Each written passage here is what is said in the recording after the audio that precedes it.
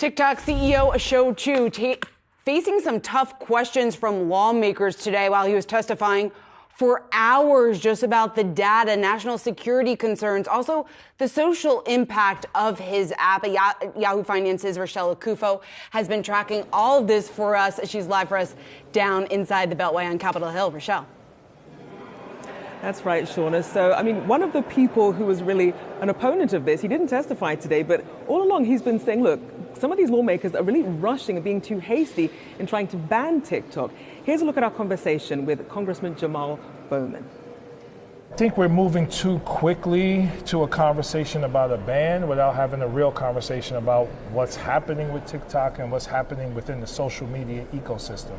If the issue is data privacy and security, if the issue is data mining, if the issue is our data being sold to foreign countries or foreign companies, that's happening already on every social media platform. So why are we scapegoating TikTok? And one of the things that's been happening over the last year is this entire fear-mongering around China. You know, China as the boogie person.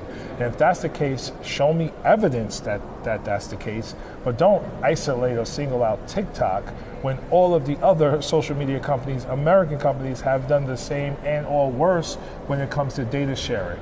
Because when I did try and get specifics from lawmakers about concrete evidence that they've seen that perhaps the CCP has found something or is using it nefariously, it did seem to be more about the speculation, as you mentioned. You called it the Red Scare in your press conference the other day. Yeah. Why do you think that's the focus, being that we still do have other Chinese apps that aren't being targeted, as well as you mentioned, social media companies? I believe hundreds of Chinese apps on our phones right now that could be gathering information that's shared with China that's currently in play that we're not talking about at all. I don't know.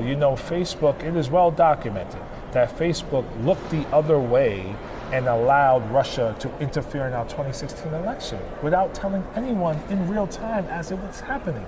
It's being speculated that Elon Musk and Twitter are sharing our information with foreign adversaries. So let's investigate the entire landscape. I'm an educator. I care deeply about privacy. I care deeply about security.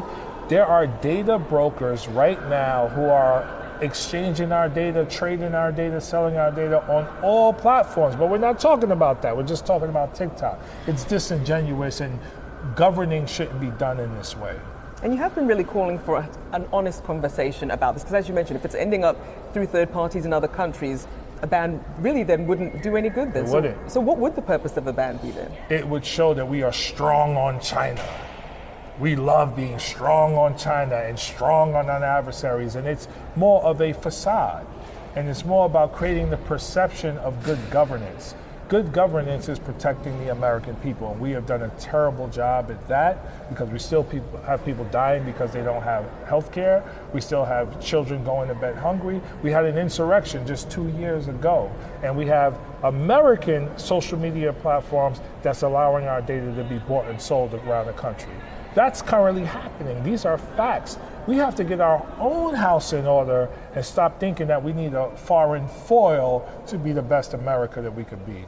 And we did hear in testimony from Shou Chew that he talked about the positive aspects of it. And when I talked earlier to Congressman Obernolte, he said that you mentioned that I talked to him about the 5 million businesses that are on the platform. Yep. And, a lot of people saying, look, this has been a boon for my livelihood. What do we do? 150 million Americans. See? Many of them young people. Many of them learn about politics and how Congress works from TikTok. You're going to take that away and force them onto other social media platforms who are still going to steal and sell their data while also giving you, in my opinion, more vitriol and hate and misinformation. Because on my TikTok feed, I receive much less hate, much less vitriol, much less racism, and much less misinformation on my feed. On the other platforms, I get that all the time.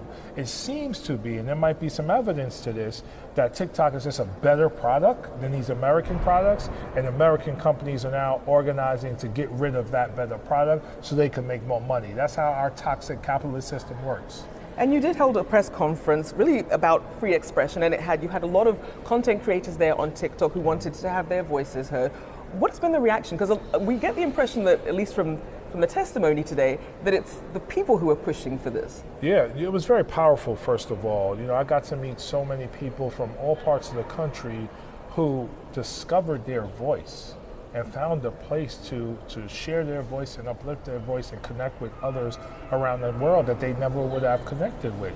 They found a space where they are comfortable sharing their experiences and bringing people into their lives in a way that help to build community.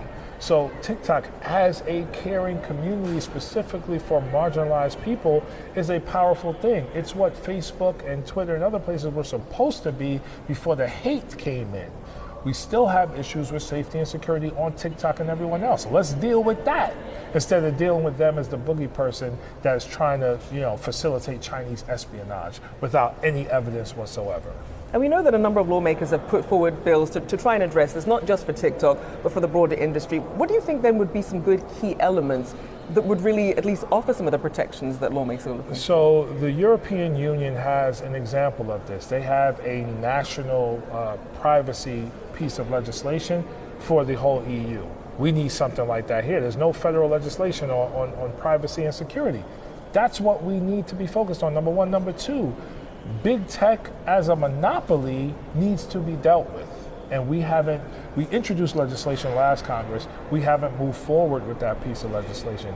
Also, the harms of tech, some of the addictive natures regarding the algorithms, because many of the algorithms want you to stay on tech as long as possible. We need to deal with that issue as well. There are real issues to deal with. Let's deal with the real issues for all tech and not just, again, scapegoat one company. And one of the lines that stood out from the press conference, you said, maybe Republicans don't like TikTok because they don't have swag. Now, I know that you put that in the context of really engaging with young people. Yeah. Talk more about that and perhaps the opportunities you see there. So many opportunities on all of social media, but most young people right now are on TikTok. Everyone was predicting a red wave for the 2022 elections. The red wave didn't happen. It mainly didn't happen because young people came out in droves to vote for Democrats and help us push back against a MAGA agenda. Many of those young people we've connected with on TikTok. I have 11-year-olds, 10-year-olds in my district who follow me on TikTok and love to learn about what's happening here through my TikTok account. So let's make it better instead of banning it. And let's not miss this opportunity to make our democracy stronger. And what I meant by the whole swag comment, Republicans don't know how to connect with young people. They struggle. Even some Democrats struggle to connect with young people. So do the work of democracy. Stop trying to suppress voices and votes with your ban on TikTok and ban on books and ban on trans in sports. And they just want to ban everything. And when you ban things, you silence people. When you silence people, then you're not going to vote. And you can't win on the issues. So the most you can do is suppress their vote. So Congressman Bowman there really is one of the few voices, one of the only voices that we've heard that does oppose a full ban on TikTok, or at least having lawmakers do a bit more homework and perhaps do a bit more homework at home at some of the US companies, the social media companies here that pose similar threats rather than just targeting TikTok.